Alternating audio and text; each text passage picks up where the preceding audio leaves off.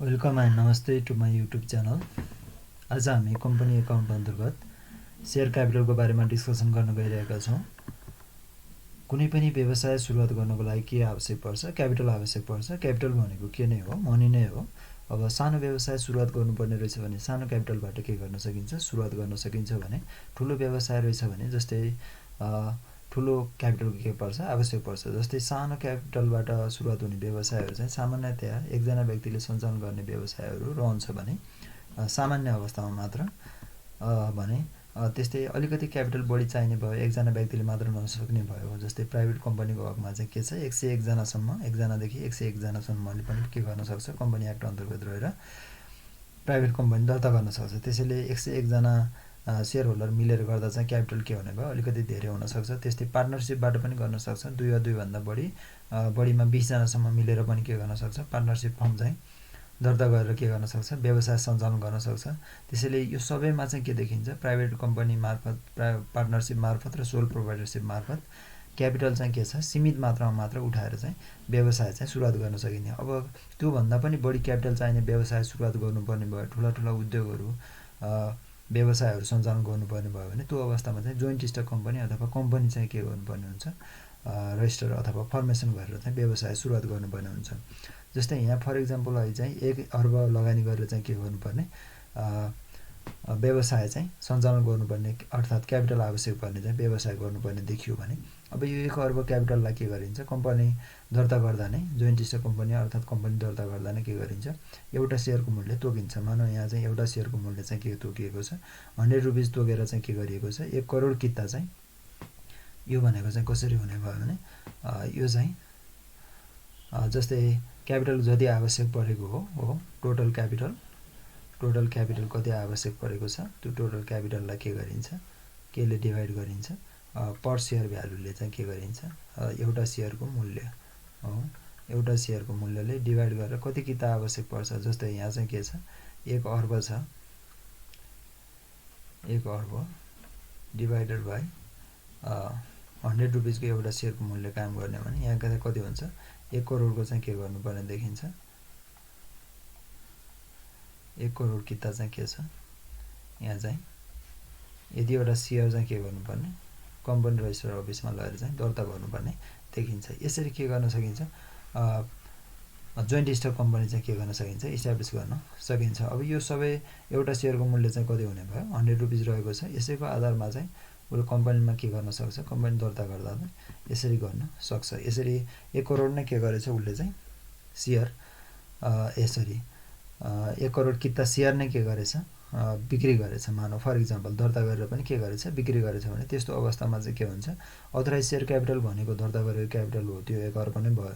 त्यसपछि इस्युड गरेको पनि कति नै हुने भयो? पुरै जारी गरेको रहेछ पब्लिकलाई लिनको लागि भने 1 अर्ब नै हुने भयो। अब पब्लिकले चाहिँ के देखेछ? यसको प्रमोटर फाउन्डर चाहिँ राम्रो देख्यो भने चाहिँ सब्सक्राइब क्यापिटल चाहिँ के हुनसक्छ? 1 अर्बभन्दा माथि हुन पनि सक्छ। नराम्रो कम्पनी परेछ भने त्योभन्दा कम हुन पनि सक्छ। अनि कल अफ क्यापिटल भनेको चाहिँ के हुन्छ? सब्सक्राइब चाहिँ बढी हुन पनि सक्छ इस्युड गरेको भन्दा। त्यसैले इस्युड गरेको चाहिँ 1 अर्ब नै रहेछ भने अब त्यो जति मात्रा उसले के गर्न पाउने भयो? त्यतिसम्म, त्योभन्दा बढीको सब्सक्राइब आएको भए पनि 1 अर्बसम्म मात्र उसले के गर्न पाउँछ? कल अफ गर्न पाउँछ। अनि सबैले पैसा बुझाएछन् भने कल अफ गरेको जति क्यापिटलमा सबैले पैसा बुझायो भने त्यही बराबर नै के हुने भयो? 1 अर्ब बराबर हुने पेड अफ क्यापिटल भयो। पेड अफ क्यापिटल मात्र के हो? ट्रान्जेक्टेड क्यापिटल हो अथवा कारोबार हुने क्यापिटलको रूपमा चाहिँ ब्यालेन्स सिटमा देखिने गर्छ हो, ट्रान्जेक्सनको रूपमा। अरू क्यापिटलहरू चाहिँ के हुन्छ? खालि ट्रान्जेक्सन सोनको लागि मात्र, देखाउनको लागि मात्र के गरिन्छ? रेकर्ड गरेर राखिन्छ। यो चाहिँ त्यसैले यो इक्जाम्पलमा चाहिँ के भयो? 1 अर्बको टोटल क्यापिटल हुने भयो। 100 रुपियाँको एउटा बराबरको मूल्य भनेर उल्लेख गरिएकोले यहाँ 100 रुपियाँ बराबरको मूल्यलाई चाहिँ के भनिन्छ? एउटा सेयरको मूल्यलाई पार भ्यालु अथवा नोमिनल भ्यालु अथवा फेस भ्यालु भनेर चाहिँ बुझ्नुपर्छ। अनि यहाँ चाहिँ के दिएको छ? एउटा सेयरको मूल्य चाहिँ 100 रुपिस भनेर दिएको छ। अब यो चाहिँ भयो सेयर जारी गरेर निकाल्ने क्यापिटल चाहिँ के गर्ने? व्यवसायको सुरुवात गर्ने अथवा क्यापिटल रेज गर्ने कुरा। अब यो कुरालाई रेकर्डिङ गर्ने कुरामा जानुभन्दा अगाडि चाहिँ हामीले के पनि थाहा पाउनुपर्ने हुन्छ? यो चाहिँ सेयर चाहिँ धेरै किसिमका हुन्छन्। अब यो 1 अर्ब क्यापिटल चाहिँ के गर्नुपर्ने छ? उठाउनु पर्दाखेरि सबै चाहिँ एउटै सेयरबाट गर्नुपर्छ भन्ने छैन। त्यसैले सेयरका टाइप्स 4 टाइप्सका हुन्छन् जेनरली। यो मध्ये चाहिँ यहाँ केमा जान सक्छ? इक्विटी सेयर बेसिसमा पनि जान सक्छ, प्रिफरेन्स सेयरमा बेसिसमा पनि जान सक्छ।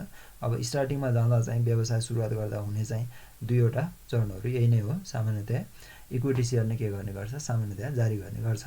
अब इक्विटी सेयर भनेको चाहिँ ओनरसिप रहने गरी जसले चाहिँ यो सेयर चाहिँ के गर्छ, खरिद गर्छ, उसको चाहिँ के रहन्छ, कम्पनीमा चाहिँ ओनरसिप रहन्छ भने त्यसलाई चाहिँ के भनिन्छ, इक्विटी सेयर होल्डर भनेर चाहिँ भनिन्छ। जसले यो सेयर खरिद गर्छ उसलाई चाहिँ के भनिन्छ, इक्विटी सेयर होल्डर। जसले यो सेयर होल्ड गर्छ त्यो चाहिँ के हुन्छ, सेयर होल्डर भनेर चाहिँ चिनिन्छ।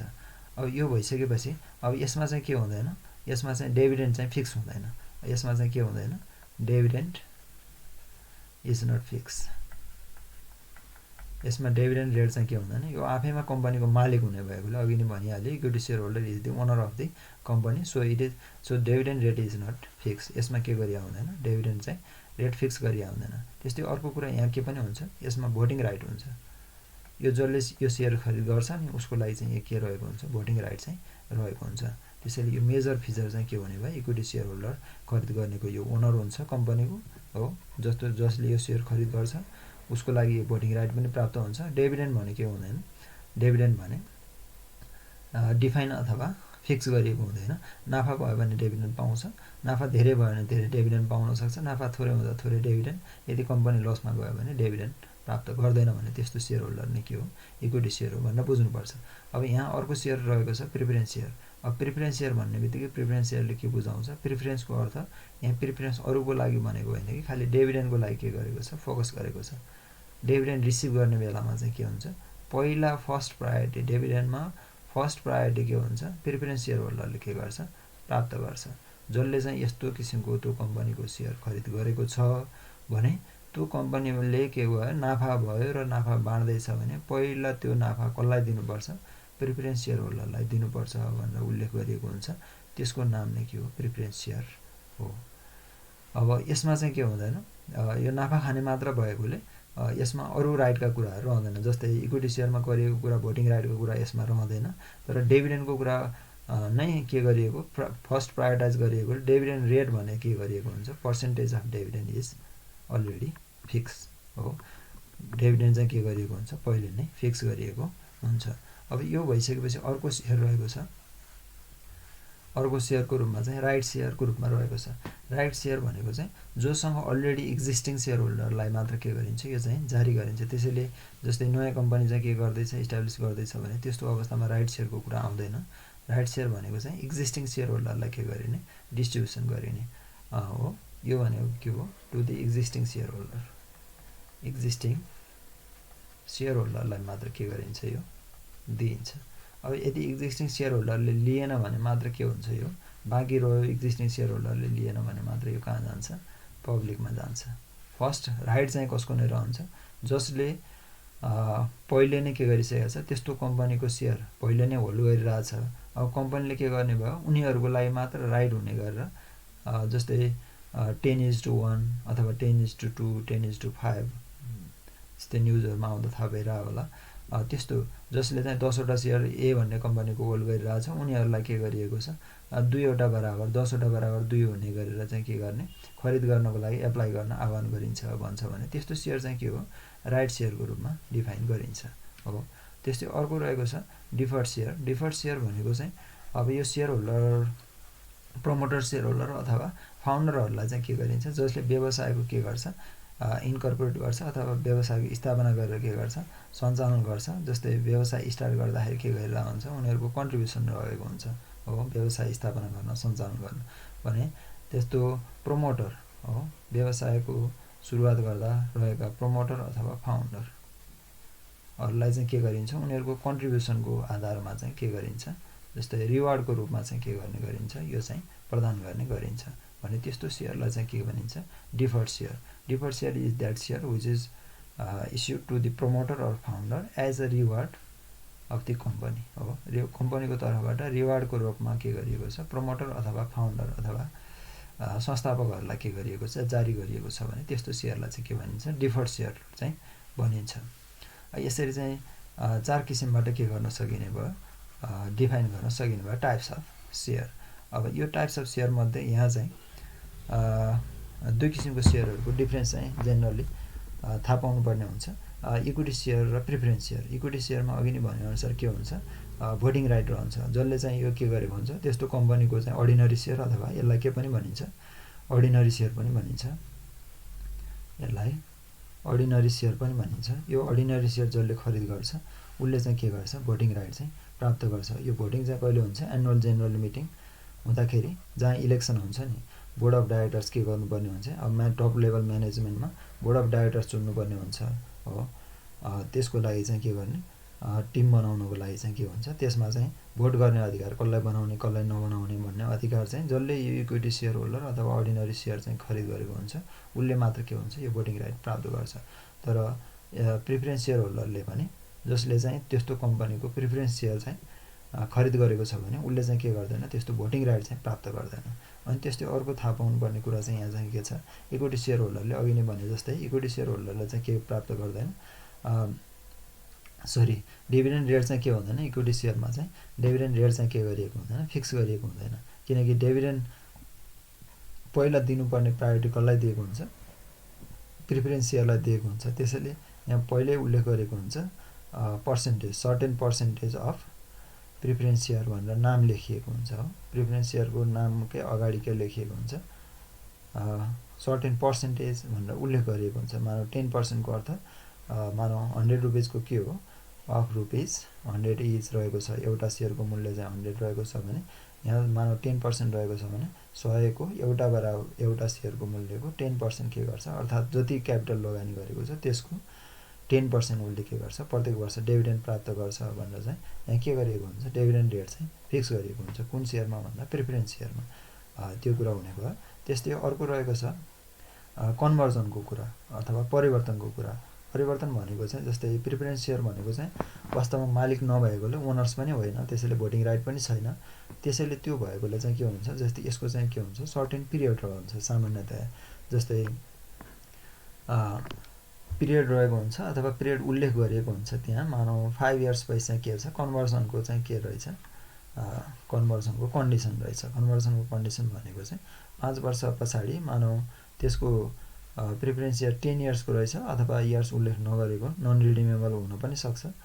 तर त्यहाँ कन्डिसन के उल्लेख गरेको हुनसक्छ, यो सेयर जसले होल्ड गरेको छ 5 इयर्स पछाडि अथवा कुनै यति वर्ष पछाडि भनेर पिरियड उल्लेख गरेको हुन्छ। त्यो वर्ष पछाडि के हुने, स्वत त्यो सेयर चाहिँ के हुने, इक्विटी सेयरमा कन्भर्ट हुने भनेर कन्डिसन उल्लेख गरिएको छ भने त्यस्तो अवस्थालाई के भनिन्छ, कन्भर्टिबल भनिन्छ।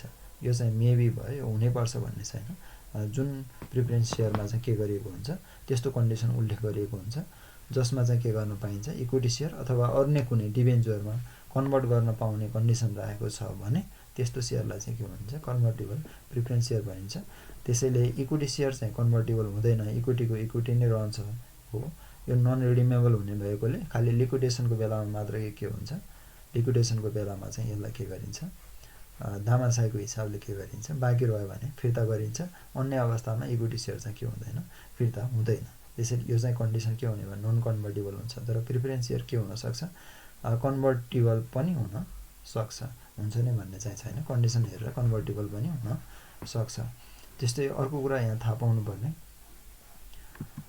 Types of preference share. Preference सेयरका टाइप्सहरू पनि थाहा पाउनुपर्ने हुन्छ। टाइप्स अफ प्रिफरेन्स सेयरमा क्युमुलेटिभ भएस नन क्युमुलेटिभ हो। नाफा चाहिँ के भने, जस्तै डिभिडेन्डको कुरा चाहिँ, डिभिडेन्ड के थियो, डिभिडेन्ड रेट चाहिँ के हुन्छ, फिक्स हुन्छ भनेर यहाँ के गरिएको थियो, उल्लेख गरिएको थियो। इक्विटी सेयरमा चाहिँ के हुँदैन, डिभिडेन्ड रेट चाहिँ फिक्स हुँदैन। तर प्रिफरेन्स सेयर भएकोले क्युमुलेटिभ हुन्छ। जस्तै कुनै वर्ष नाफा भएन कम्पनीमा भने चाहिँ उसले के गर्ने, नाफा नहुँदा त के हुने भयो, कम्पनीले प्रफिट खुवाउन सक्दैन, तर हिसाब चाहिँ के गर्छ, हिसाब राखिरहन्छ भने त्यस्तो अवस्थालाई के भन्छ, क्युमुलेटिभ प्रिफरेन्स सेयर। जस्तै इयर 1 चाहिँ के भएछ, लसमा गयो।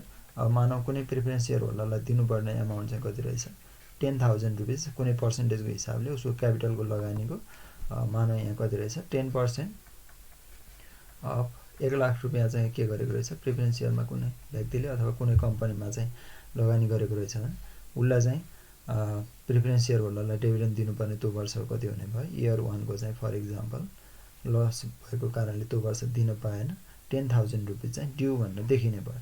अब इयर 2 मा फेरि के हुनसक्छ, इयर 2 मा चाहिँ यदि प्रफिट हुनसक्छ, कम्पनी केमा जान सक्छ, प्रफिटमा जान सक्छ भने त्यो अवस्थामा पनि दिनुपर्ने चाहिँ कति नै हुन्छ, त्यो वर्षको 10,000 प्लस प्रिभियस इयरको इयर 1 को चाहिँ कति हुने भयो, इयर 1 को चाहिँ 10,000 गर्दा चाहिँ टोटल कति पेमेन्ट गर्नुपर्ने देखिन्छ 20,000। अब यो चाहिँ के भयो, जम्मा भएको देखिने भयो, क्युमुलेटिभ भएर जाने भयो हो। अघिल्लो वर्ष नाफा नहुँदा बाँड्न नसकेको प्रोफिट फेरि अर्को वर्ष के गर्छ, जोडेर चाहिँ फिर्ता गर्छ भने त्यस्तो अवस्थालाई चाहिँ के भनिन्छ, क्युमुलेटिभ भनिन्छ। अब नन क्युमुलेटिभको अर्थ चाहिँ के हो, नाफा नभएको अवस्थामा चाहिँ हिसाब गर्नु नपर्ने, यदि लसमा गयो भने त्यो हिसाब हुँदैन, त्यो वर्ष डिभिडेन्डको के हुँदैन, पेएबलमा देखाइँदैन।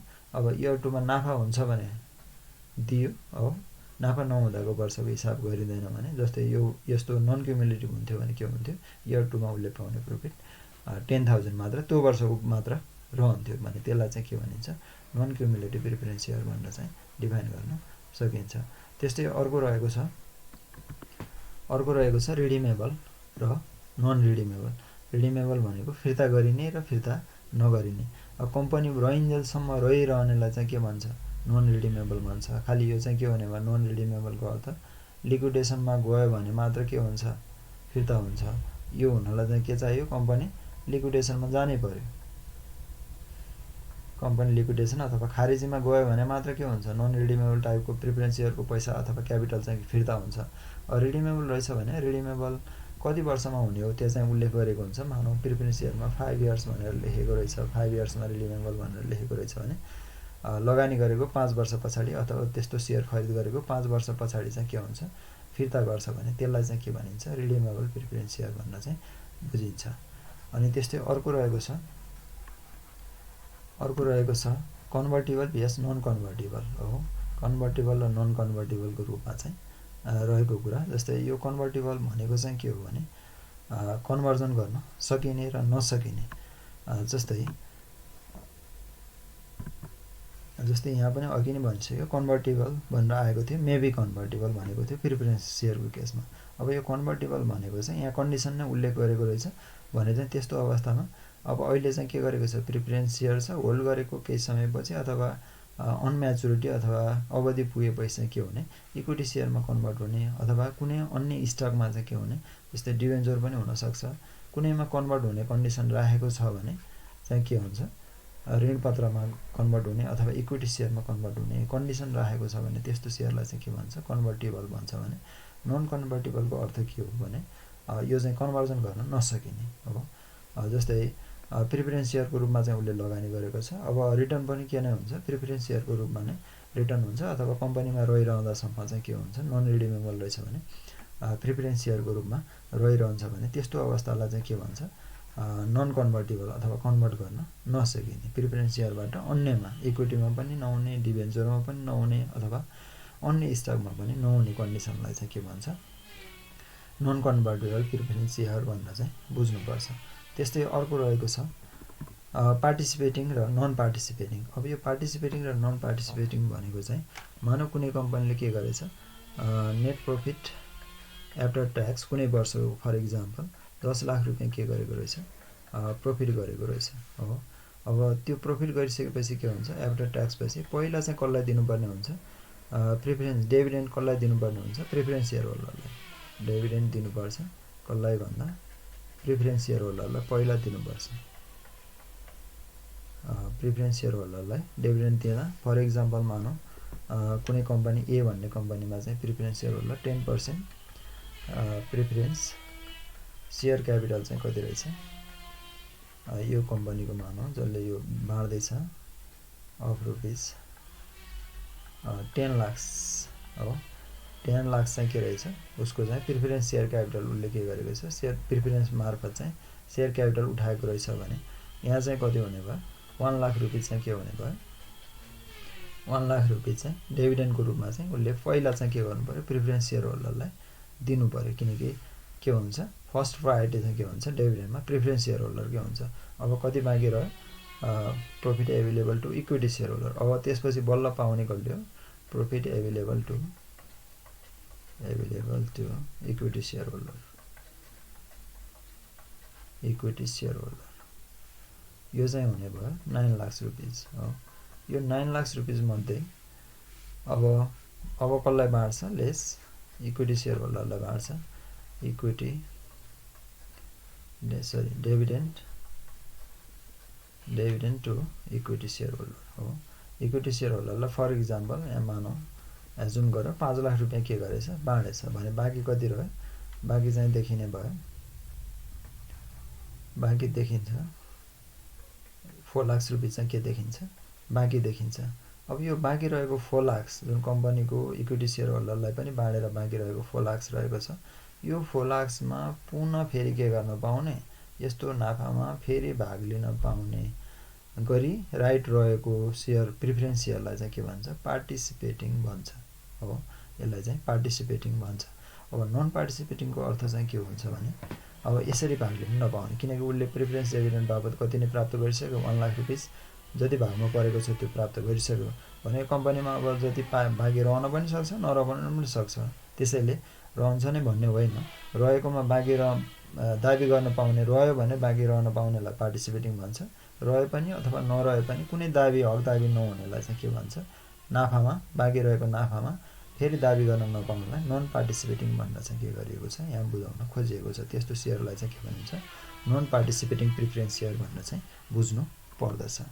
यसरी हामीले के पढ्यौँ अब बिजनेसको फर्मेसन कसरी हुन्छ भन्ने कुरा चाहिँ पढ्यौँ। अनि त्यो सँगसँगै टाइप्स अफ सेयर्स भन्ने पढ्यौँ, equity shares, preference share, right shares, deferred shares. अनि त्यो सँगसँगै के पनि पढ्यौँ टाइप्स अफ प्रिफरेन्स सेयर पढ्यौँ अनि difference between the equity shares and the preference shares. Thank you for watching my channel. Don't forget to subscribe for more updates. Thank you.